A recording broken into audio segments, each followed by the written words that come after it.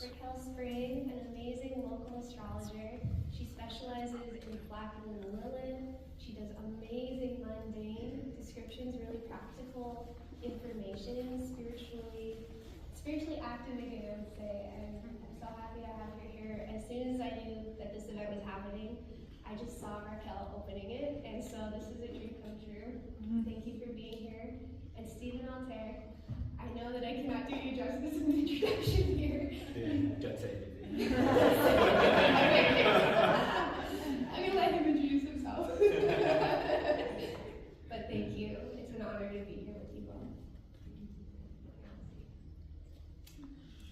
I'm just going to say thank you. Thank you to Cassie, first of all, for putting together this event. And I was so overjoyed when she said she was going to put together this event. I had every cell of my body saying, finally. It's about time someone does it. And if there's one person in Sedona that I feel should be doing this, it's Cassie. So it's really an honor to be here. Thank you, Cassie. And I'll let Altair introduce himself in just a bit, but I want to say thank you to each of you as well for being here. Obviously, of course, this would not be possible without you. And I think it's just such a joy to gather together with like-minded and like-hearted souls, and especially to talk about astrology. I mean, there's nothing that makes me happier, so thank you. Yeah, thank you so much for the welcome. We're really, really grateful to be here, and especially to Cassie and to all of you, because all of you are birthed from planets, stars, like we are. So we're deeply, deeply grateful. And I love that this is occurring in the nakshatra of Ashwini, because that is truly like the divine twins, or the divine. Ashwini is the core of the horse, or the celestial horse beings, and they ride together. So we're riding together like many of you are. So today we ride with you on that nakshatra, which is truly an energy. So what we teach is embodied astrology, and we do that throughout the world. We've just come back from a tour of Japan, and before that we were in Europe, and before that we were in Mexico. And we've been very, very blessed by this earth, by Gaia's consciousness. So that's what we're going to dive into with you. So Cassie, thank you once again for the incredible honor and privilege of being here. Thank you. So just a little bit about myself, for those that are just getting to know me now. My name is Raquel Spring, and I'm a fourth generation astrologer and mystic. I come from Brazil. I was born and raised there, and I've been living in Sedona since 2020. And I've been doing astrology actively since 2016. I have a school where I teach, and of course, sessions and the whole works. I also do a lot of counseling and guiding other people, therapies as well, different types of therapies, all based on their charts and understanding what is in alignment for their soul, and what is in their soul's best interest here. Why are they navigating what they are navigating? So I feel very blessed. I feel like I live and breathe astrology every single day and night. It's all I think about. It's all I speak about, pretty much. It's true. It's true. And so I'm just very blessed. I'm very blessed to be here. Very, very happy. Altair he's just an astrologer, but he's specialized in Vedic astrology. He does every type of astrology and galactic astrology as well. I don't know if you want to say a word or two. Yeah, I was very fortunate to have been brought up in a very mystical Christian tradition, and then at the age of 2, I had a dream that I was a Tibetan monk for an entire year. So I died every night for an entire year. So I've been interviewed many times about that, about lucid dreaming, I've been tested in neuroscience labs all over the world. I've had a lot of very mystical and enchanting times on this planet. So astrology was something I got into very, very early. When at the age of 5 I wrote to NASA and said I wasn't from here and I'd like to be flown home. And they wrote back to me and said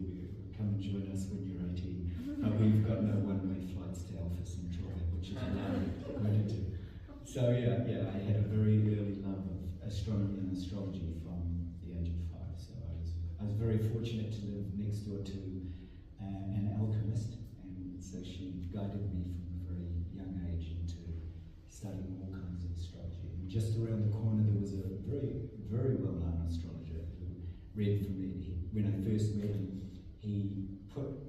I thought he was going to read for me, but he put a chart in front of me and said, "What do you see?" And out of the chart, it was like a 3D version of the cosmos, and that's what I saw. So I didn't know what the symbols were. I was very young, so I just told him what I saw in his chart, and it was so beautiful. It was just, that was my introduction to astrology. Oh, yeah, and he said, "Oh, you've got the makings of being a world-class astrologer right here and now." And I was very, very young. And I said, "Well, I don't really read it like anybody else. I just see what's in the soul of a person." And he said, "Yeah, I can feel it." And then you went to India? I went to India. I studied in all those, with Yogananda, Sri Aurobindo, Rabindranath Tagore. I lived in Krishnamurti's house and got visited by mystical beings in the middle of the house who left me ancient scrolls that I've still got today. So when people say, "Oh, that was just a dream or a vision," I said, no, they actually came. Look. So I've been, had wonderful miracles like that occur all my life.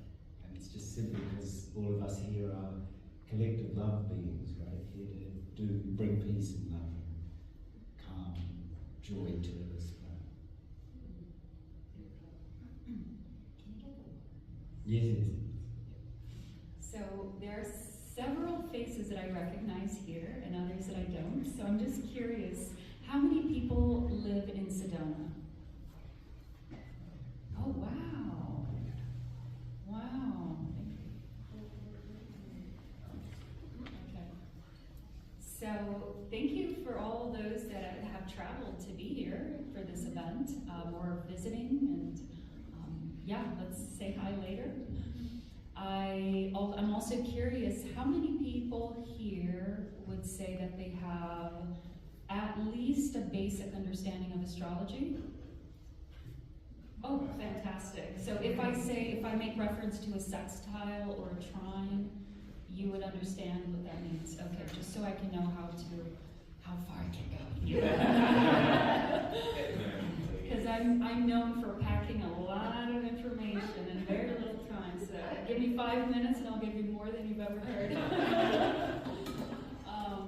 But I don't want to go too far. I want to stay on track. I think that the number one focus of this, the energy of this talk is really where are we heading in 2025.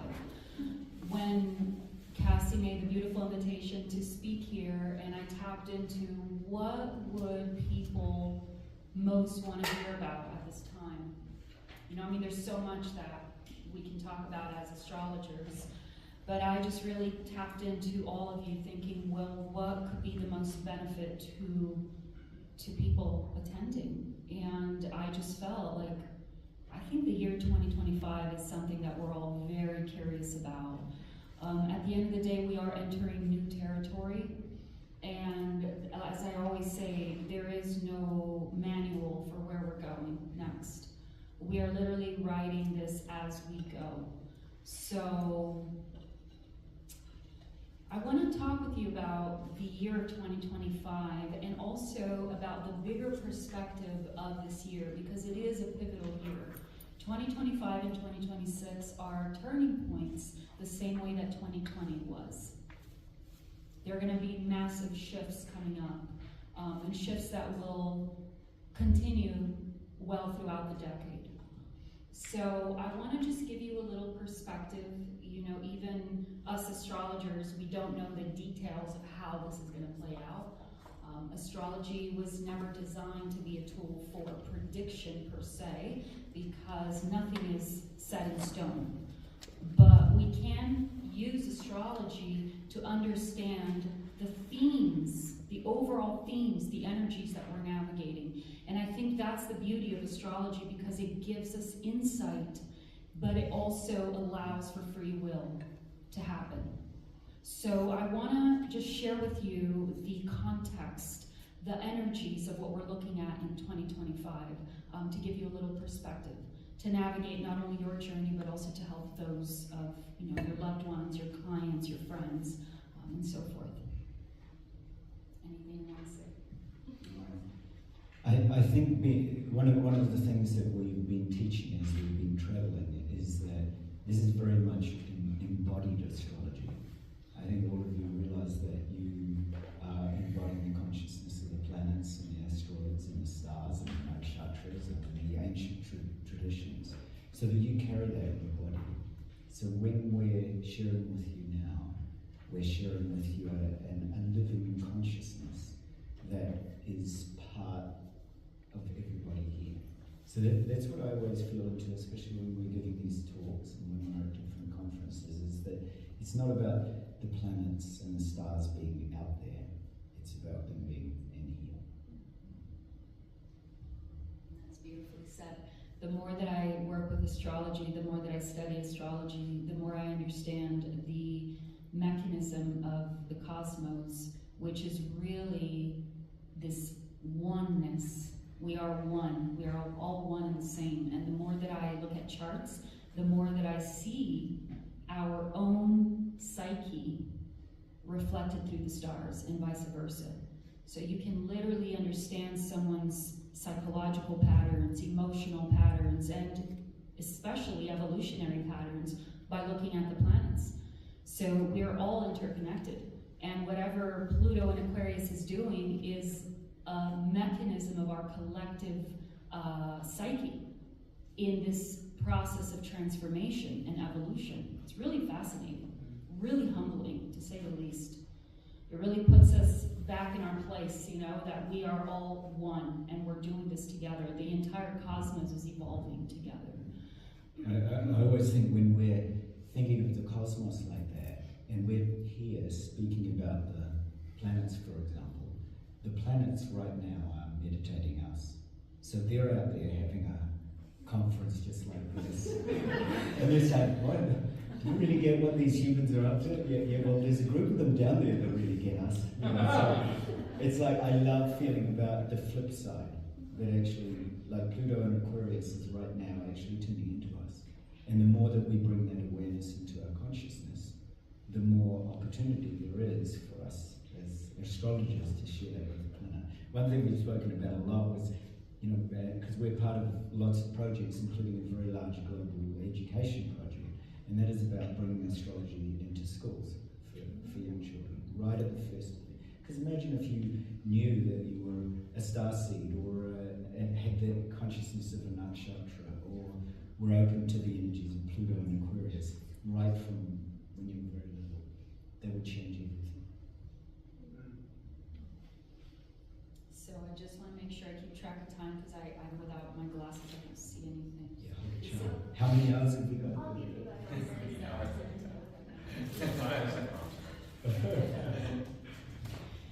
So, one thing that I love to study is what I call cycles. I love to study planetary cycles, and also, of course, whenever they pair together in conjunct, like the great conjunction of Saturn and Jupiter, and what does that mean? How is that tied into the bigger picture, past, present, future? So when I look at 2025, I see a pivotal point in a lot of very dynamic and rare cosmic energies. One of the things that I mentioned that I would speak about, and that we would speak about in this talk, is the Jupiter and Saturn square, which has already begun this year. This is why we're starting to see a lot of social activity happening right now, very intense, and it's going to get stronger. So the Saturn-Jupiter square is really important for as we define 2025 and the quality of the year. Because when Jupiter and Saturn square, it will bring, it always brings some sort of society shifts. It brings social unrest as I've been called. And Saturn and Jupiter have a very powerful cycle together, which I'm going to talk about, I'm going to focus on in this talk. But when I look at these planets, Saturn and Jupiter, and any other planets, before them, or however you want to look at the ones that are closer to us, right? So Venus, Mercury, Mars, Saturn, Jupiter, all these planets, in my perspective, the way that I speak about it, is that they are merely agents of the outer planets. The outer planets are those supernatural forces that are beyond our control. There's nothing that we can do as humans to interfere with their process. All the other planets, yeah, Mars, Mercury, Venus, they are very basic personality traits. We can adjust them, we can learn with them. Saturn and Jupiter are more collective, they're more society planets, base planets. But when we are looking at the outer planets, these are the evolutionary powers, the evolutionary forces. And when they are in action, all we can do is stop and listen. And it doesn't matter if it's a trine or a sextile, they are still very powerful, and we feel them. If you're experiencing right now this Pluto entering Aquarius in a trine with one of your planets, you can testify to this, and you can see that even though it's a trine, it comes with a bang. So it doesn't matter what aspect it's making. When these outer planets are active, it's very powerful. So as I speak about Jupiter and Saturn and the square that they are already are making and will continue in the next year, this is really just for you to remember that they're activating energies. Jupiter and Saturn are activating energies that the greater messengers have already been delivering. The outer planets have been preparing us for this moment. And as you're going to see, because we are also going to speak about the outer planets are very much the parenting influences behind the entire dynamic that we're going through.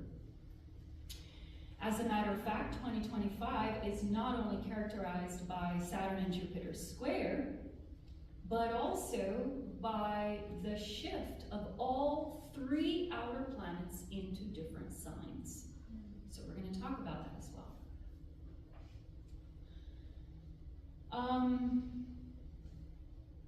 Where do I begin?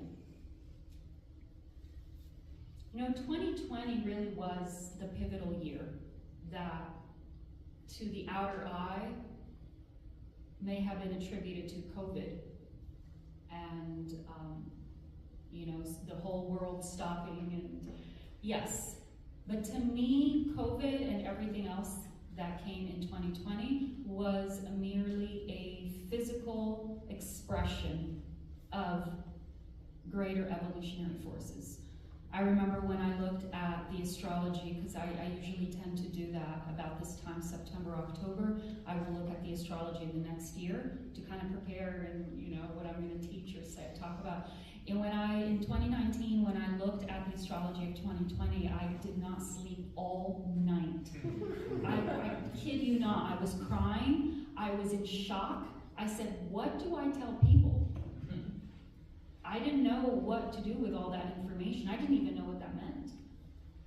But it was so incredible. It was so, when I saw the Pluto and Saturn and Jupiter pretty much in a conjunction all year, all 2020, back and forth because of their retrograde. And then Mars coming along, as most of you probably already know, throughout the entire 2020, I knew something big was going to happen that year.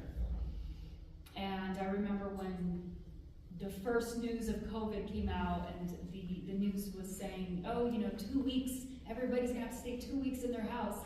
And people were freaking out, 2 weeks, how could we ever think of 2 weeks without doing anything? And people were calling me, and because they always do to the astrologer, what does that mean? When is it really true? And people from all over. And I had no idea what was happening, but I said, try 2 years. I said, I don't know what that means or what's happening, but 2 weeks, I think this is just actually the beginning of something massive.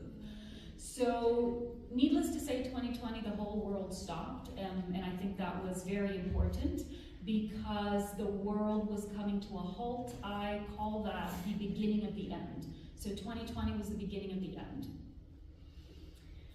Now, zooming out a little bit, this end period, really in my perspective, is the whole decade. So when I speak about these energies, I'm speaking about the whole decade that we're in. And it's very fascinating how it began exactly on 2020. So 2020 was the beginning of the end, and one of the pivotal landmarks to this, everything that happened was Jupiter and Saturn. So Jupiter and Saturn, as most of you know, or probably all of you know, they were in a great conjunction, which is the conjunctions that they make every 20 years. And they created a great conjunction in 2020, right at the solstice of 2020. This was huge because we already had the entire year of 2020 bombarding with energies from Pluto and Saturn conjunct Pluto, and then Jupiter conjunct Saturn and Pluto, and just all those, Mars, the energizing force. I mean, it couldn't get more intense than that. And then the year ended with Jupiter and Saturn finally conjuncting at the solstice at 0 degrees Aquarius. So I always talk about these planets as being intelligent. They're all intelligent. They all have consciousness the same way that we do, the same way that our planet Gaia does. So do all planets have their own consciousness. And that's another topic. It's very fascinating. But when they create these aspects together, it's for a reason. They're conscious. It's not that they are the ones deciding they're going to do it, but it's an intelligent system. And the entire system of the cosmos is intelligent. It's all a part of the great consciousness, So it's all very intelligent. So when Jupiter and Saturn come together on the solstice, which they haven't conjuncted at the solstice for 5,000 years. That's a lot. At 0 degrees of Aquarius, that is a massive statement. A massive statement.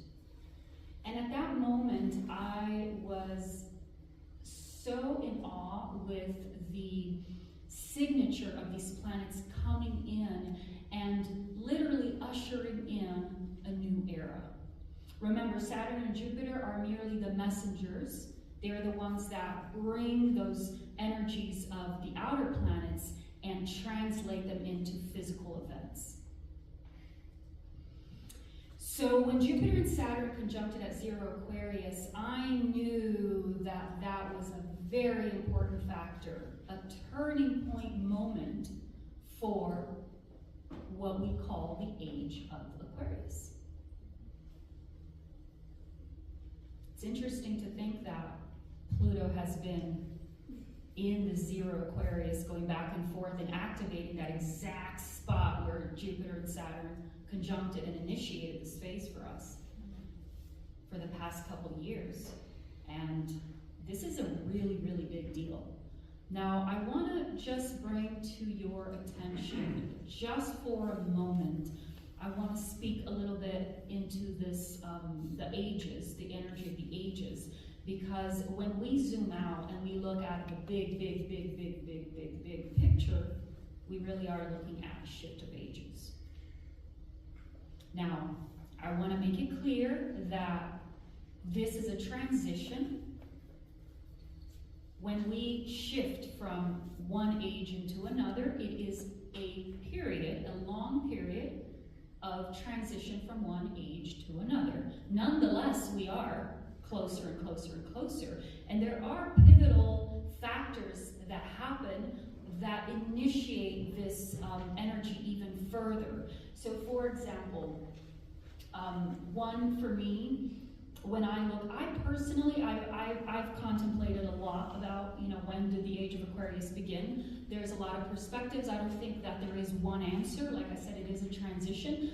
Honestly, I think that the age of Aquarius began as far back as when the ruler of Aquarius, Uranus, was discovered in 1781. So that's my personal opinion. I've meditated a lot with this. And there's been gradual moments where these energies have come in more fully. So I would say that, for example, the hippie era was a big one, where the age of Aquarius came in, a very big burst, that whole like humanity, we're all one, the freedom from the matrix and from the control. The second pivotal moment was when the internet came into the picture. That was massive, because without the internet we wouldn't have the age of Aquarius. And then of course after that, technology just started to escalate like at a massive proportion, and we haven't even started to see technology in action yet. So to me, those two, the hippie era and the internet, which was kind of around the same time, those marked significant moments of the age of Aquarius, another component of the age of Aquarius coming in. But just to give you a little perspective, because I feel this is very important as far as like the meaning of what does that mean for me. I speak a lot about this. We are leaving the age of Pisces and we are entering more and more to the age of Aquarius. In my perspective, again, this is just my perspective, I feel that we will only fully 100% be in the age of Aquarius once Pluto comes back into Aquarius 200 and something years from now. So that in my perspective, that's how I feel. But nonetheless, we are more and more leaving the age of Pisces and moving into the age of Aquarius. And this is so pivotal for us to understand, because the age of Pisces is where you can think of humanity wearing a pair of glasses, right? And this created like a filter. The glasses is how we see the world. So the lens through which we see the world, these are the ages. So whenever a new age comes in, humanity picks up another pair of glasses and starts to, oh, now I can see that. Oh, I can see that. Oh no, this doesn't make sense anymore. And so humanity starts to adjust its perspective according to the lens through which they're seeing reality, and then they start to act according to that. So in the age of Pisces, we had a specific pair of glasses. We were seeing the world through a very specific lens. It's very important to know that, because in this transition, I feel like the people that will suffer the most are the people that are still holding on to their glasses and trying to keep the glasses of the age of Pisces. And not wanting to pick up the lens of Aquarius. So the lens of Pisces was a very specific one. It served the collective evolution. It was when we were ready to get to know ourselves as more than just the physical body. We all know that Pisces represents spirit. Pisces also represents unconditional love. Pisces also represents mysticism and spirituality. Thus, we had the birth of Christ kicking off the season. We had countless religions birthed throughout this period. We had many different types of people and systems that were trying to decipher the human nature to come to the conclusion that we're more than just the physical body operating on automatic. So we had different forms of psychology come in. Of course, many different types of mysticism, mediumship, people trying to connect with the beyond. The angels all came in at that time. And this was all very much because humanity was looking at life through the lens of Pisces. So eventually, of course, it took humanity 2,000 years, or some more, some less, to understand that it's all about the heart. It's all about love. And through the heart, we are able to access spirit. The heart is the gateway to spirit. And so we had a lot of devotion, right? We had a lot of prayers and meditation, and even exploration in the later years of like psychedelics, using psychedelics to reach those states. That's a very Piscean attribute, okay, all those psychedelics, and really searching for that utopia experience of God and the oneness with God, Goddess. So what happens is that Aquarius is very different from Pisces. Whereas Pisces is about the heart and Pisces is about spirit, Aquarius is about consciousness. It's very interesting to feel into that. We are moving from the heart to awareness. This is why we are seeing terms, more and more terms, like awakening and higher self. Less and less we are using terms like, going to a church or Jesus, or not to discount any of them or any of the masters, but the masters have all been paving the way for us to wake up into our own mastery. And Aquarius is all about that waking up of consciousness. And even the word ascension, for example, I have a bit of a pet peeve with that term. I'm sorry if I offend anyone here, but I just feel like it's a little bit interpreted through the lens of Pisces. And this concept of ascension, like we're all going to disintegrate and we're going to reintegrate somewhere else in a whole different reality. Well, ascension to me means ascension of consciousness. We are not going anywhere. We have a planet to take care of. We have stuff to clean up. So it's time for us to wake up. And a huge aspect of this waking up, in my perspective, is the embodiment of spirit. Because Pisces can have a very strong desire to want to leave the body, right? To disintegrate and go floating away with the angels, be carried away by the musical, the spheres, the music of the spheres. But Aquarius, no, Aquarius is about the shocking truth. Aquarius is about intelligence. Aquarius is the #1 sign of intelligence, by the way. Of all the 3 air signs, Aquarius is the #1. So we are now waking up to not only a new level of consciousness, but also what are you going to do with this information? How are you going to embody this aspect of spirit in your body? You see, what's happening is that we have been under the wheel of karma, as many of you know, forever. And the physical body has also been evolving. It hasn't just been the consciousness or the spirit. The physical body has also been evolving together with the spirit in order to create a dynamic where the physical body could house spirit more and more. So in the past, we had to die and we had to come back and keep on where we left off, because if we evolved to our full extent in one incarnation, it would be way too much for the body. The body would just fritz out. So we had this mechanism of having to come back over and over again and kind of pick up where we left off in the last life and continue with our evolution so that the body could also have time to adjust. The DNA, the genes, everything that we have in this physical body also had to go through its own evolutionary process. One of the interesting things that happened recently is that we have gone through, or we are going through, a shift of time. That's another subject. Time is accelerating. I don't think it's pretty obvious time is accelerating.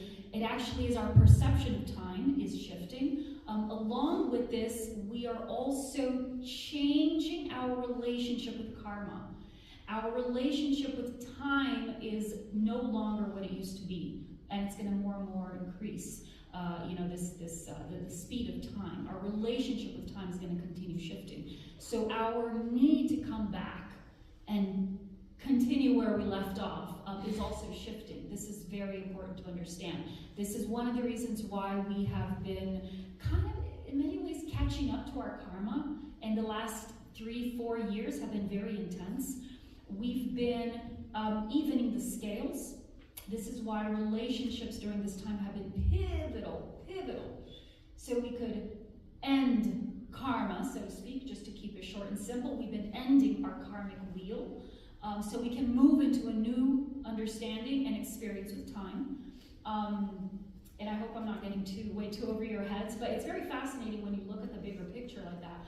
And so because of that, we have been going through an extremely accelerated pace of cleaning up karma and just kind of evening the scale so that our relationship with coming back to this planet will be different, completely different. It's not that you don't have to come back or you won't come back, but you're not tied into that wheel of like, oh, now I have to pay back this person for that wrongdoing I did in that lifetime. That's shifting. So with that dynamic, we are having a quantum leap in, as we even the scales of karma, a quantum leap in what it means to receive spirit in this body. This is one of the main reasons why there are so many people that are kind of losing their mind. Thank you, solar flares. Everything in the cosmos is synchronistic and it is conscious. So it's all playing a part in the bigger picture. And all these dynamics that we're hearing out there and all those other factors that you want to attribute this human frenzy that we're in right now, in my perspective, is that spirit is coming down into the body more rapidly than ever. And some physical bodies are just not being able to take it. Some human minds are just not being able to take it. So, and it's part of the process. So this is why we've had so many years and decades of masters and teachers trying to prepare us for this moment. Because the more that we took care of our bodies and worked with this acceleration of consciousness, the easier it would be for us during this time. So this is where we're at. This is literally where we're at. Time is speeding up. We are bringing spirit into the body faster than ever. And for us that have been working toward this, it's great news, because now we don't have to sit for hours and meditate, which was a Piscean feature or attribute, to reach an elevated state of consciousness. Now it's instantaneous. And more you're going to see these superpowers, Aquarius, the aspect of the superhuman, Aquarius, coming into the picture. This is one of the reasons why even the movies have been preparing us for this. We are ready for it. And I truly see us, especially when Pluto returns to Aquarius, in this dynamic where we will be.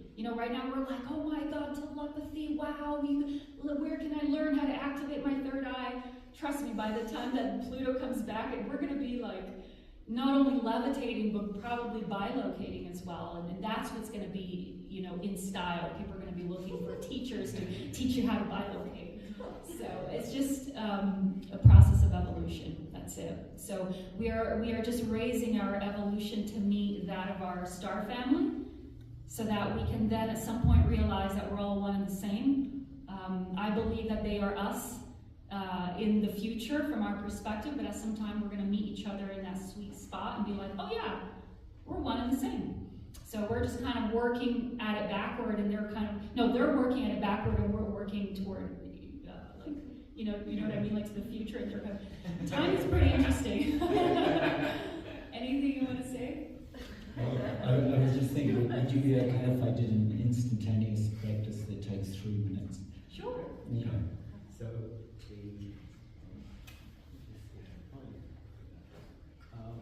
So, because I just thought when you were talking so beautifully about spirit coming into the body, that we just do something.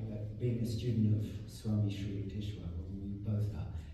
Embodied astrology is all about transcending whatever it is that you feel is kind of gluing you stuck to obstacles and obstructions. It's about transcending it. So I'll do a very quick 3-minute practice and then pass back to Raquel. So I want you to feel into your own child. And just notice which planet, asteroid, fixed star, or which nakshatra speaks to you the most. And when you identify that, so whatever comes up. So right now my nakshatras of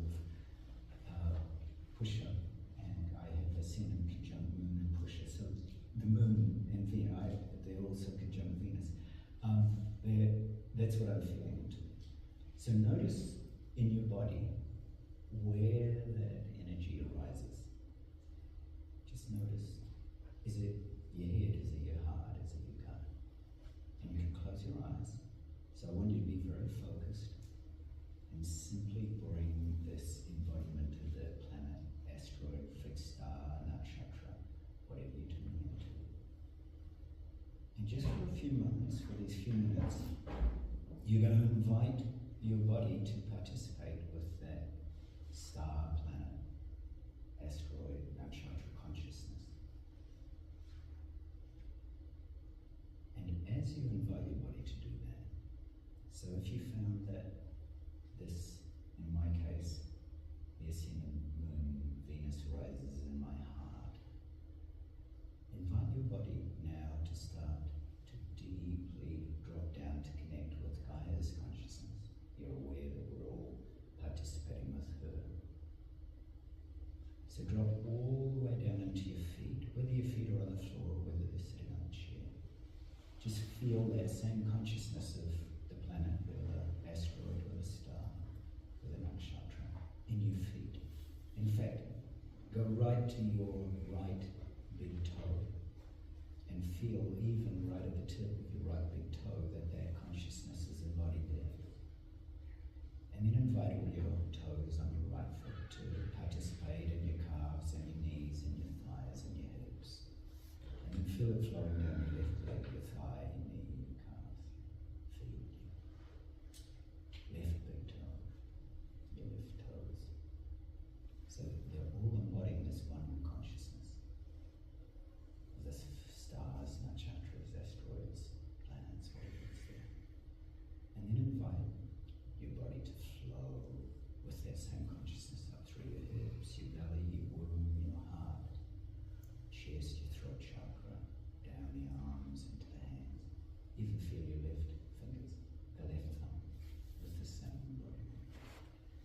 Feel it flowing all the way across your chest, across down your right arm, your right palm, your right fingers, your right thumb. And then feel it flowing up into the throat chakra, into your chin, your lips, your nose, your eyes, to the third eye, Ajna chakra, into the crown chakra. Feel it flowing all the way down your back. So your entire body is participating. Then share that. Let it radiate out into this room so that we now have a collective embodied presence. You may be aware of particular people you know in this room, so share that consciousness that you're embodying right now with them. So I'm just simply sharing my Sun and Moon Venus, that Pusha nakshatra with you, which is a very auspicious feeling. It's actually like the Christ feeling of twin donkeys observing the birth of Christ. That's like a birth of Christ consciousness. It's that feeling. You're just allowing that to flow out and into the room. And then in that beautiful collective presence, connect also with the planet or star or asteroid or nakshatra and invite them too, because we're all embodying this together. And then slowly open your eyes. That was the 3 minutes. Instantaneously. Slowly open your eyes and just feel that you're literally embodying that presence today. And then when you go home to your families, you can bring that same embodied presence. Or when you're sharing during this beautiful weekend that Cassie has organised in such a special way that you're literally embodying this consciousness. So on that note, I'll pass back to Catherine.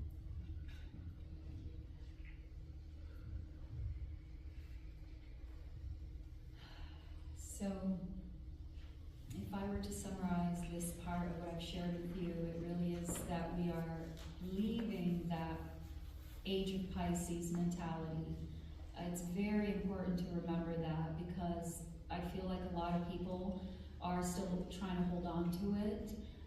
And we are ready for a brand new perspective. It's a whole new shift of seeing the world and experiencing the world and ourselves as well. So when we're looking at, for example, Sedona is a massive place for spirituality. Well, Sedona is one of the focal points of the shift, because Pisces is all about spirituality. And even the way that we see spirituality, the way that we interact with spirituality is shifting. The whole phase of masters leading the way is over. You know, those types of teachers and avatars, they were all figures of the past that helped us evolve. And anybody now trying to take on that role of master is just not going to work anymore. You know, the whole concept of followers, that's Pisces. Yes. Aquarius is all about authenticity and embodiment. It really is about waking up and being authentic. So there literally is no right or wrong when it comes to spirituality. Am I using my third eye right? Am I, feeling energy in this way? Everybody has their own unique way of relating to spirituality. And the beauty of this time is to watch everyone evolve in their own authentic experience and expression of spirituality. So just sit with that for a moment, and it really is a personal process. There is nobody that is going to teach us how to get there. It really is about us waking up into our own way of living it. And that's going to continue shifting rapidly. Now, Saturn and Jupiter, as you all know, they come together in what we call a great conjunction every 20 years. And this is a very fascinating cycle that they have, because it always corresponds to very obvious events in the physical and society. It's very, very interesting to map out their cycles and look back in history and see how they're playing out. But this last one was very unique. Very, very, very, very unique for many reasons. To me personally, when I saw them in this great conjunction, this happened, by the way, on, like I said, 2020, at the solstice of 2020, when they conjuncted, not at 1 degree Aquarius, not at 2 degrees Aquarius, at 0 Aquarius. I was like, oh my gosh, you can't make this up. I said, okay, Aquarius is on. This is it. We've begun. And then being aware that it would just be a matter of time before Pluto entered Aquarius, I was like, oh, okay, they're announcing something here, and it's something big. And it has to do with yet another layer of the age of Aquarius coming into the picture. We have to remember, we are leaving that utopia vision of Pisces, and we are starting to get real. Even the hippie movement, they were right in between, right? A utopia version of one love and the whole thing of leaving the system. But there is an aspect of Aquarius coming in now where it feels like a Band-Aid is being ripped off really fast. And it's part of the process. We can't live in denial, okay? We can't think that if we can do this or that with energy, we're not going to feel it. We're all feeling it. We're all having to work double time now. Remember, spirit is coming into the body faster than ever.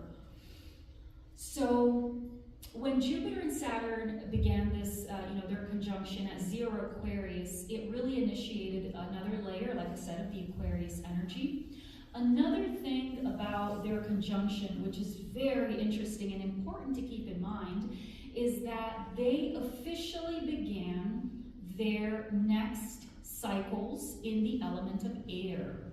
What does that mean? Jupiter and Saturn, every 20 years, they come together in a conjunction, and they they conjunct in a specific element for about 200 and something years.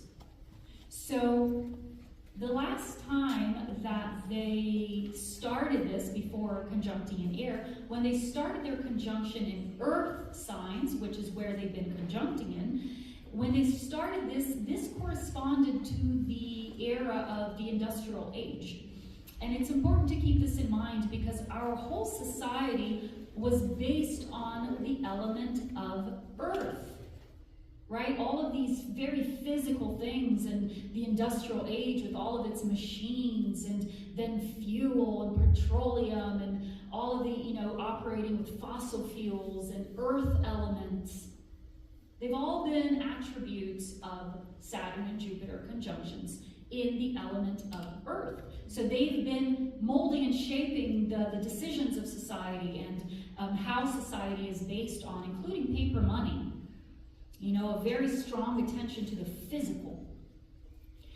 And now that they started officially, because it is a transition period, but they officially started with this 0 degrees Aquarius, it also marked the official beginning of conjunctions in the element of air, which is where they're going to be now in until 2159 or 99.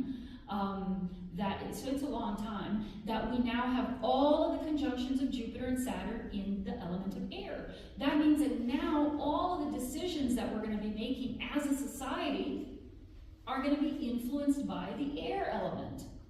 This is where the digital age is coming into the picture. Everything's going to be digital now. This is also where energy can come in to the picture more. Earth, physical. Air is very mental, very energy based. So we're going to see things a lot more based on that. And this is going to begin next year, 2025. It's already begun. Everything that happens, especially with the outer planets, it's a phase, it's a transition. So if you ask me, our transition period is the decade. The whole decade is this transition. But 2025, we have a crucial part of the planets initiating this element of air even more fully. So Jupiter and Saturn's conjunction in 2020 was a very important one. Very important one. Without that, we would not be where we are today. When Pluto entered Aquarius, it's been going back and forth, right? Right now it's in Capricorn, but very soon it's going to be back into Aquarius. That also brought another important component, another important layer. I see that as the forerunners, the leaders, they start to catch on to ideas. So for example, one of the projects that he mentioned that we are a part of is this very, very beautiful education project that we're in. The man that we are in communication with, the founder of this project, he has already been thinking about this for about a year. He's been one of the leaders that have been thinking about and preparing for using technology. He's one of the founders of, can I say the name or no? Fortnite? Is that how you call it? Fortnite, which is a super massive computer game or video game? I don't even know. Yeah. And he's getting ready now with another partner to start a new game for children where it's actually going to be based on consciousness. He wants to use frequencies, he wants to use a lot of different elements to speed up their consciousness and elements that are in harmony with our body, not that work against it. You want to say a little bit? No. I think Okay. you've summarized it. Yeah. You might be wondering how Fortnite translates into uplifted consciousness, but I think one of the things that it represents is the vast numbers of people that do play that kind of game, and that's what he recognized as being this shift in consciousness. Exactly. And that if you bring the awareness of a population like that to an awareness of what we're sharing here, there can be a very dramatic shift. So using the influences of that kind of paradigm shift to then relocate and shift consciousness into raising awareness. So we've been involved with quite a few games production studios on that level, on that particular level of shifting consciousness through games. And so astrology games are right in our basket right now. Right, and do you want to share a little bit about the soul phone? The cell phone, oh. There's another one too. Yeah. One of our particular interests is life after death, and because both of us have that ability, and we're often called upon to share, because we see, feel, sense the people that have departed, and of course when people miss dearly departed ones, they want to get in contact. So there is the University of Arizona has a program through their consciousness department run by Dr. Gary Schwartz, and they are in 2025 they are expecting to be able to announce a soul phone, which is a device that they've put together to communicate beyond this realm. So we're about to go to the University of Arizona because when we were in Japan, we connected with a well-known quantum physicist, Dr. Kunio Yasue, who wants to open this portal for consciousness. So there's a lot of my purpose in saying that is there's a lot of energy around opening these doorways to other realms. It's pretty interesting. This physicist that we met, he is very confident that he can build an actual device, a physical device that will allow us to connect with loved ones from beyond. The first thing that I said to him was, oops, the mediums are going to be out of business. But that is also that's a shift of the age of Pisces into the age of Aquarius, right? It is very interesting. And I said to him, I said, can you imagine how fast consciousness is going to begin to accelerate once this device is out? Because the first step is to connect with loved ones that have passed away. The next thing is to start viewing death as something completely different. The next thing is going to be to get your soul phone and start talking to other dimensions. It's pretty fascinating when you think of it. Yeah, you can find their research. If you think we're kind of twisting the story, actually it's on, if you look up University of Arizona, LACH soul phone, you'll find all the research. They've spent about 15 years researching this. So these are the new leaders, and I know everybody here in this room is a new leader as well. You may be having groundbreaking ideas even now as we speak in regards to your field, whatever it is that you're interested in. But there are leaders that are paving the way for this. So when Pluto entered Aquarius, this was the cue for the new leaders to start really thinking ahead and having these groundbreaking ideas to pave the way for a new consciousness for humanity. The reason why 2025 is so pivotal is that we also have the two other outer planets that are going to be shifting signs, Uranus and Neptune. So we've heard of Pluto in Aquarius, and we've already felt the shifts. We've seen a lot of the shifts, and it's just beginning.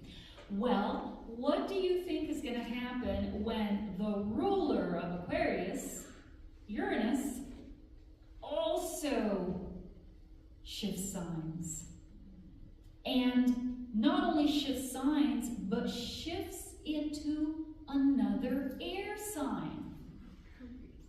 Can you feel how supportive that is to Pluto in Aquarius and to the bigger picture of the age of Aquarius coming in?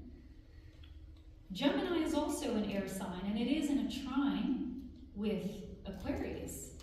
So this is going to be pivotal for another layer of the air energy coming into the picture. Really speaking of the bigger energy, which is Aquarius coming into the picture. So when Uranus comes into the picture, and Altair is going to share a little bit more about that, it's going to be very, very powerful for physical events. We are going to see a lot of physical events that are going to be manifesting the beginning of the shift. Now, the outer planets move very slowly, and Uranus will go back into Taurus for a little bit and then come back into Gemini. And so this is why I bring 2025 and 2026 as 2 years working together. They're going to be pivotal. I don't know what to expect, but we are going to see some radical shifts. And at the end of the day, you can look at society as trying to adjust itself to this new lens.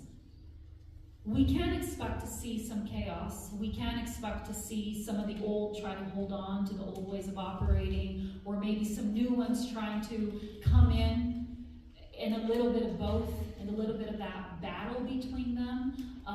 But it will be radical. It will definitely be radical. 2025, we see Pluto in Aquarius.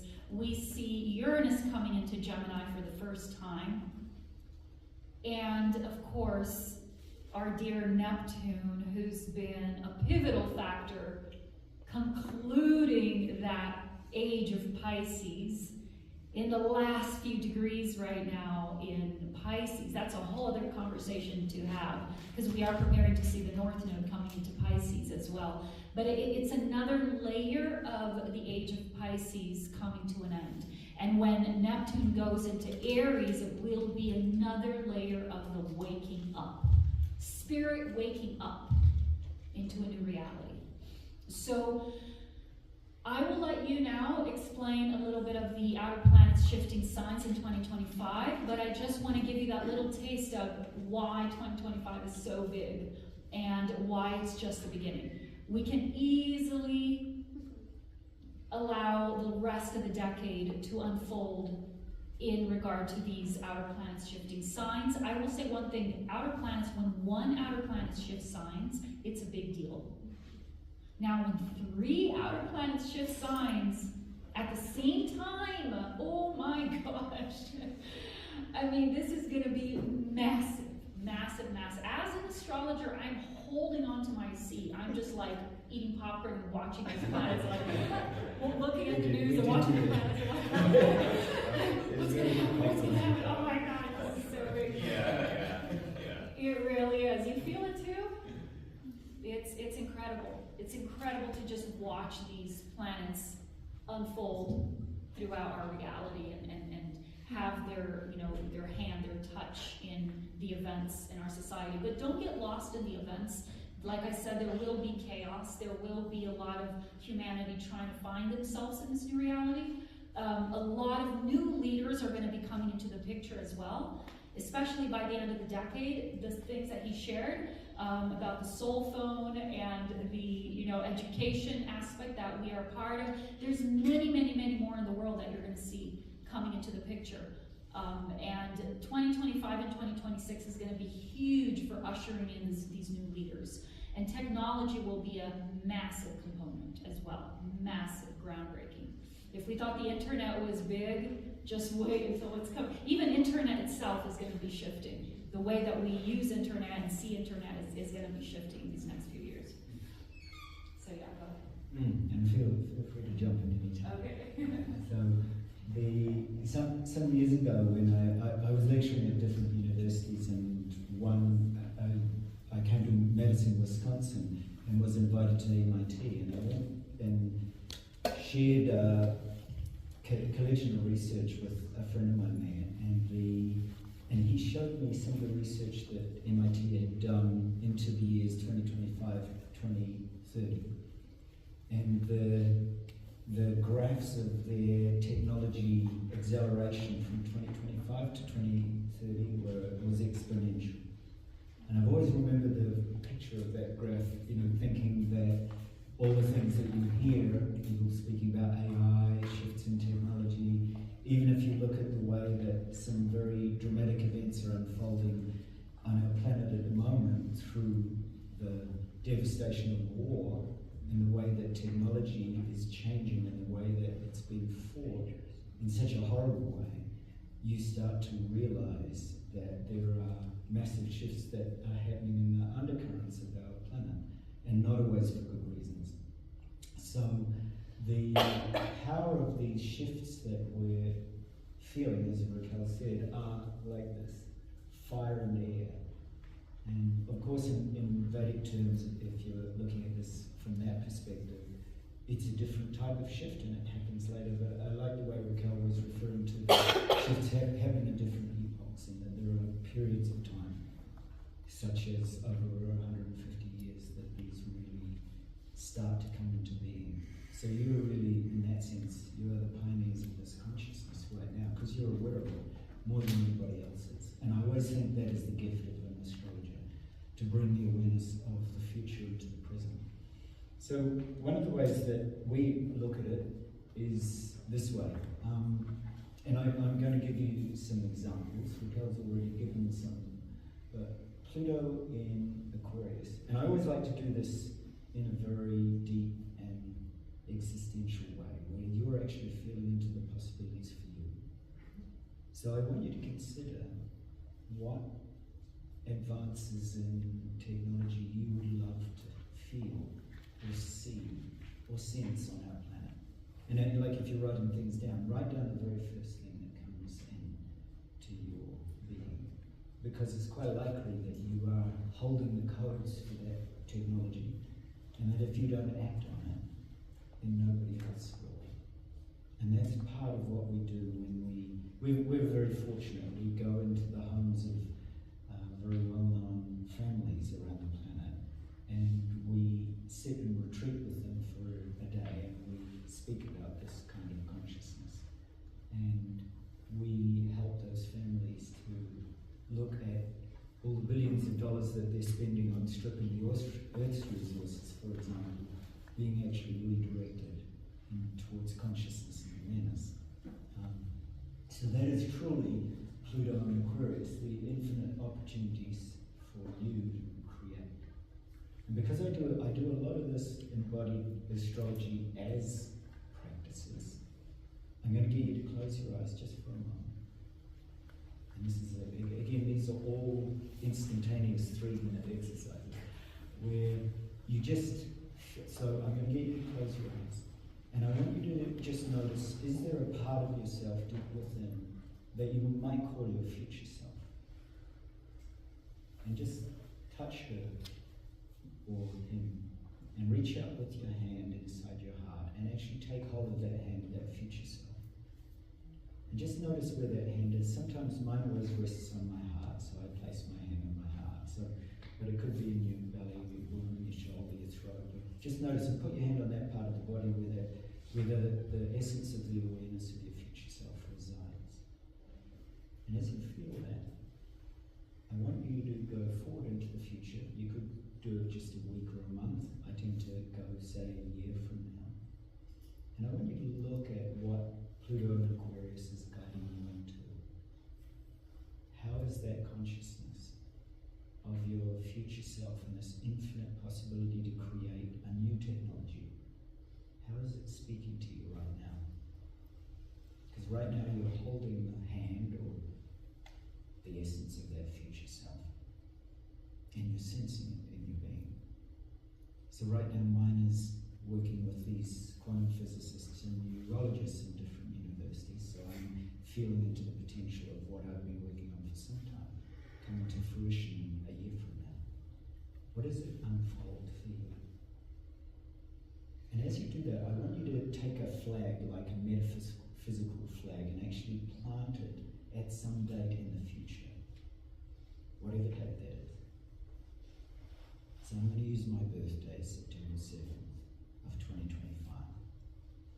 So I'm just planting a flag there. So plant a flag somewhere in your future so that you recognize it. And as you plant that flag in the future, also plant some symbol or some essence of yourself, so that when you get to the date and the day and that time and that future technology, that you don't forget it. So mine is a triangle, a specific triangle that I'll show you when you open your eyes. And I'll recognize it because I'll know by the fact that this triangle happens to be there.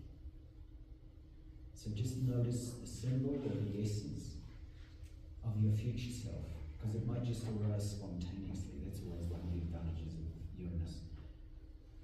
It empowers this spontaneity. So just notice in the future where you are, what the date is, what the symbol is, what the technology is.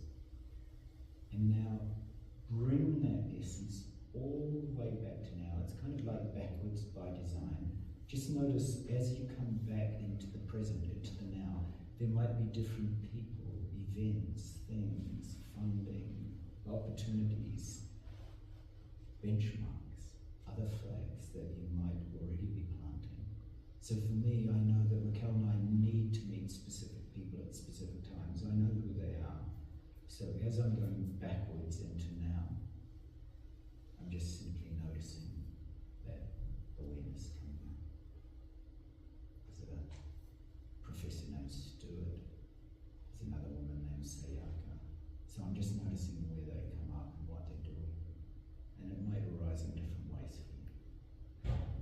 So you're just tuning into the way that your future self, that you're connected to right now, is touching the elements of Pluto and Aquarius for you, and is actually awakening future memories, consciousness, and awareness.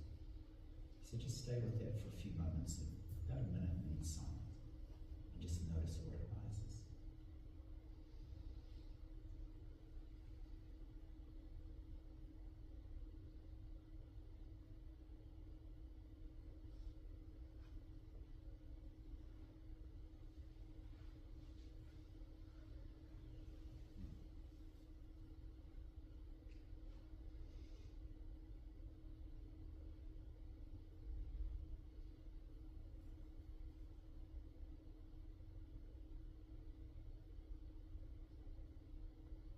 And now offer that gift of your future self to everybody in this room, because there's quite possibly at least 2 or 3 others, if not the whole room, who want to participate in your future generation or future creation. Right now they're tuning in this room, just as we are. Just as we've done here to Cassie's future sort of thought that she had some time ago, which we're now all attending here. So our own selves back then made a connection with her to be here right this moment. Okay, and then slowly open your eyes and be aware of this future self that's really, really connected right here and now with each and every body in the room. So my symbol that I said that I'd show you is actually like this. You can actually do it. If you bring your left thumb and forefinger together with your right thumb and forefinger. This is actually an ancient Shingon and Shinto symbol, and it is the symbol that they use for moving through a portal into other realms. Yeah. It's crazy. I started channeling that symbol like over a year ago, and saw all the things open. Yeah. It's great. Well, we've just been in Japan where we were talking about the symbol, and Dr. Kunio Yasue actually was speaking about the same symbol. So, and we asked, where does that come from? And he said, oh, well, in Japan it comes from these ancient traditions of the Shinto and Shinto Buddhist tradition. So there you go. You're quite likely to have lived a past life in Japan. Yeah, Yes. as well. Yeah. You remember. Yeah, you remember. Exactly. So it's wonderful. So, you know, by holding this up, you and I have made a connection along with everybody else in the room to explore the power of that. The same symbol has been in Sumeria, Mesopotamia, Babylon. The 6-pointed and 8-pointed star, which is made up of those triangular formations, is actually a symbol for Venus. So Venus, Sun and Moon were often part of those traditions and shown on many inscriptions. So there's an awareness of this that runs through all of our traditions that we can connect to. It's very exciting because you're awakening into that right now as we're speaking. So Pluto, from Pluto and Aquarius to Neptune and Aries. So I'm a lucid dreamer. I've been able to lucid dream since I was a very tiny tot. And because I can do it at will, it's very, very useful for me to go in and then talk to Cassie and Raquel about my dreams. So and I'm always interested leading up into events, what kind of dreams I have. When I studied with Tenzin Wangyal Rinpoche, he said, he's the author of Dream Yoga, and he said to me that the dreams you have before something significant really speak about the consciousness that you're bringing. So the dream I had the night before last was that we were all at this conference, but we were bathing in pools of light together. So you And those pools of light were very warm, and that as we bathed in those pools of light, and I'm going to show you what we did because I was doing these as practices, that this Neptune and Aries fire actually activated through a particular breath, which I'll show you. I was just curious because it rose in the dream. And then the last night's one was a dream that we were all at this conference, but this time on a massive world full of giant turtles. And the turtles came up to each one of us with this very wet, slobbery kiss, and so licked us and kissed it. But these were giant, the turtles were about the size of this room, and they touched each one of us in turn and made sure that we knew, because turtle is a spirit animal, is a sign of deep stability, is a sign of real earth consciousness. I had some very interesting experiences with shaman when I was for a couple of years I helped Dr. Masaru Emoto, the water molecule guy, if you've heard him. I know some people have heard. So I was helping him with education in Japan, and because he knew I was a lucid dreamer, and so he wanted me to go and visit the shaman here in the US, which I did do. And he said, do you know your spirit animal? And it's not a turtle, it's a hummingbird. And I said, yeah, it's a hummingbird. I dream them, I see them, they're always around me. He said, oh, go and see if it really is, and I go and visit the shaman. So I came over here, I was part of a powwow. So traditionally I'm a Hawaiian, Maori, Jamaican by birth. Those are my roots. And so I went there because it's lovely. You get sort of embraced into all Indigenous traditions. So I've worked with the Indigenous peoples from Australia. I'm also part of the board of the Indigenous people of Hawaii to take back their land. And I'm part of the Indigenous groups of the Altair Amazon, purely through those roots. So when I was in the US, I went to see this young man. He said, do you know which spirit animal you are? I said, yeah, it's the hummingbird. And he said, okay, let's see. And so he had some rooms and he pulled it out. And of course, the first one was a hummingbird. And then he said, well, let's see what your secretary told about it was. So he puts them all back, shakes around. He said, oh, it's a hummingbird. He put it in the back. He put it back the third time.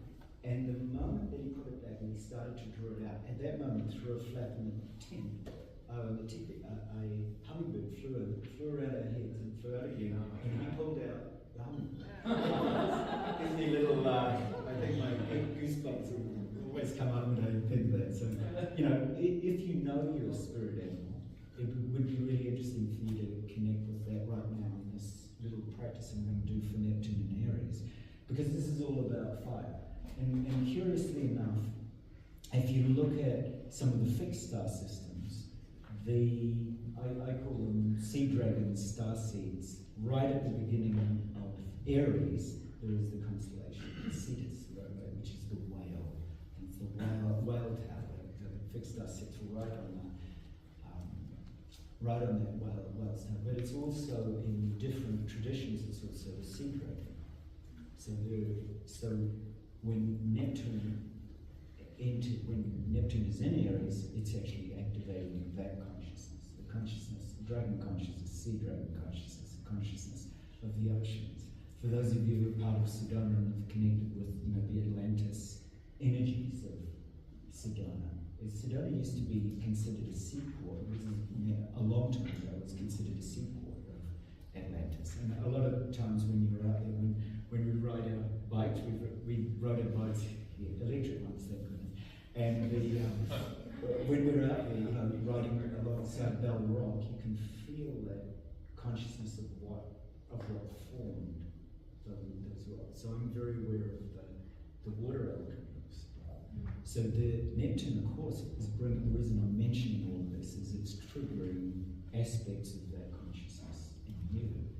So when we're in the bath together in these warm, light baths, the practice that we did, which I'm going to guide you into, which is the way that I feel Neptune and Aries. 5, 10, 15? 5 minutes. Wow, this is going to be a 2 minute practice. So I get on to the last slide. Thank you so much. Thank you. I can go to 7 minutes. Because I'm on the 7th, I like 7. That's right. Because I want to give Raquel time to wrap up too. But, so okay, here's the first practice for Neptune and Aries. We were all sitting in this light bath together. So I want you to imagine that. I'm just simply guiding you into my lucid dream. So if you close your eyes, and right at the base of your spine, I want you to imagine oh, sorry, I wanted to ask your name. What's your name? For me? Yes. I'm Sarah. Sarah. So Sarah had that beautiful vision a year ago. So imagine a Star of David, right? That's what I saw in the dream. It must have been Sarah communicating to me. So yes. So as you close your eyes, feel that Star of David as a pure light form sitting in the base of your spine, in that Kundalini center, right in the root. And what you're going to do to activate this Neptune and Aries is I want you to light that Star of David up like a fire. Because Aries is all about fire. I want you to light that fire at the base of your spine and just breathe into it for a moment. Sometimes I always encourage people to rub their tailbone because it just actually helps you to bring your awareness right down there into the base of your spine. And then as you do so, you're going to draw the breath. So you're going to inhale and you're going to draw this star because we're tuning into here, into planets, stars, asteroids, nakshatras, energies of the star systems. On the inhalation, draw that star all the way up to your crown chakra. So you're inhaling. And when it reaches there, feel it glowing. That's all. Just simply feel it glowing. So we were in these, bathing in these pools of light, drawing the star straight up to our crown. And then as you exhale, let it dissolve and flow all the way down your back. We're only going to do this breath 3 times. All the way back down to the base of the spine again. So light that Neptune and Aries flame. Because you'll remember this anytime you see Neptune and Aries, you're going to open this fire, this Kundalini fire, the sea dragon Shakti. And then at the end, you just inhale that beautiful energy straight up the spine to your crown. And then as it reaches the crown, let it glow. Let it glow a little brighter than last time, as if there's a flame there. And then as you exhale, let it descend all the way down to the base of the spine. You can let it sigh, you can really activate that parasympathetic nervous system, the vagus nerve, by doing a long, long exhalation. And then the last one, put the tip of the tongue on the roof of your mouth as you breathe in, because this activates chakras in the mouth. And then inhale again, this time draw that star all the way up to your crown chakra. So you're really opening the throat this time, allowing that throat chakra to expand. Feeling the power of that star right in the crown. And then as you exhale, flow all the way down. So that was my dream, simply that we all do exactly this. So in a kind of way you must have all been present in that dream right from the beginning. So gently open your eyes and we'll tune into, for the last few minutes, we'll tune into Uranus and Gemini. I'm very fortunate because my Uranus is exactly conjunct North Node or right.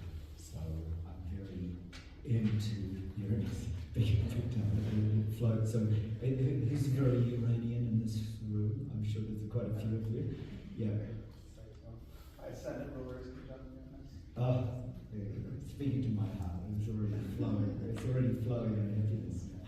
So speaking to this, so Uranus and Gemini, that very early degree of Gemini is the fixed star Altair, which is of course part of the Pleiades. I named my daughter after the Pleiades, Maya, for the same reason. So that root form of that fixed star, that Pleiadian star, is kind of informing Uranus at the moment. That's the way I view it. That when you bring your awareness to that, then that Pleiadian energy informs Uranus and supports Uranus, which of course Uranus loves. I mean, we're all family as they are all our family. So there is this really extraordinary connection between the fixed stars and us and this.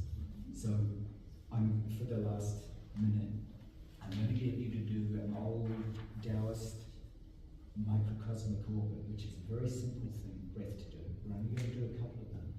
I want you to fix your attention on the Pleiades, however you do that, so most of you know the Pleiadian energies. And the microcosmic orbit, you draw it all the way up to your crown, and you're going to do it a little different if you're a traditional Taoist like I am. You're going to actually transcend those boundaries for a moment. And on the exhale, instead of sending it down the front, you're going to inhale, send it all the way up to the Pleiades, and on the exhale, you're going to bring that Pleiadian energy right down and up, out into your core, and then you're going to do it again. So it's very simple. It's like you could imagine an egg or an oval connection, energetic connection, because this is the age of Aquarius, this is Pluto and Aquarius combining. We're bringing all these energies together. So connect for a moment to the Pleiadian star system, that home. If you're Pleiadian, you'll naturally connect with that. And then you're going to inhale, so draw the energy of the same star. You've already activated that star now. Draw that star that's you, your star consciousness, all the way up to the crown. Keep inhaling all the way up to connect to Pleiades. Right? And then on the exhale, imagine that you're connecting through the Pleiades and drawing that energy back home and into the core of your being. All the way back down into the core, right in your root chakra. And then inhale again. Draw it all the way up as if you're literally connecting into the Pleiadian star system itself, activating this Uranus power in Gemini. And then as you exhale, feeling the power of your awareness, drawing that Pleiadian support for you, Uranus and Gemini, all the way back down to your root center. And then you can gently open your eyes and be very, very aware that now we're all connecting in different ways. Not only to the planets, not only to the asteroids, not only to the fixed stars, but to each and every one of us. And that it's that Uranus power. So Uranus is about spontaneous energies, about unusual energies. That's why I did that play. It's very unusual. It's probably not something that everybody thinks about, connecting to the Pleiades with a Taoist microcosmic orbit. But it's very useful when you think about it, because it's been done for many centuries in a very way of some very ancient sages. So I'm going to pass back to Raquel. And I do want to thank Cassie and everything, to all the speakers who are here, and all the astrologers who are here, and to all the stars, kind of look very fondly on us and say, oh, thank God they've got it. They're all tuned in. Here we come. I was just feeling into the power of this group. I can always feel the quality of people's consciousness through the meditations. And so when he was just in the first round, I could see like a ring of light, and I was like, whoa, we're powerful in here. Everyone is like an expert at this. It was really amazing. I want to end this just with a few words of encouragement to you all, because 2025 and 2026 are very, very massive. Not only we have all three of the outer planets shifting signs, which in and of itself is such a life-shifting dynamic, but we also have Saturn entering Aries. It's going to be huge, very, very intense. And of course, Jupiter entering Cancer. So there's a lot of really big planets that are shifting signs. And at the end of the day, it can feel a little overwhelming. But I want to just remind you that you are not alone. We are all doing this together. At the end of the day, I always like to think about bringing it to you. What does that mean for you? Well, each of these planets that are shifting signs, it's also happening in your chart. So communing with these planets as they shift signs and looking at your chart and asking that planet, what does that mean for me? How would you like to experience and express yourself through me at this time? What are you wanting to achieve?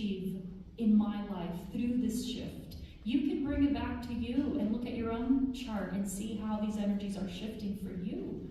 This is a life-shifting dynamic for all of us, okay?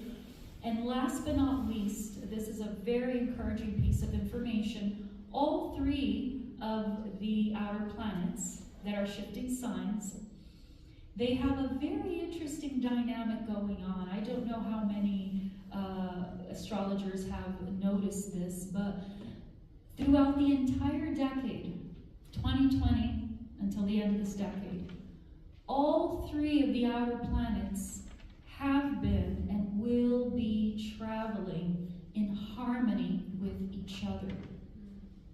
Pluto and Uranus have been and will continue being in a trine as they move through the final stages of Earth, Pluto in Capricorn, Uranus in Taurus, ending that age of, that era of Earth, the earth-based reality, and as they transition into the radical, groundbreaking element of air together, they're in a trine with each other. And right at the midpoint, creating the sextile with both of them, is Neptune. I mean, it's astounding. Like I said, these energies are conscious. They are doing this for a reason. They're doing this to remind us that at the end of the day, there's a rhyme and reason for it. It's time for that quantum leap.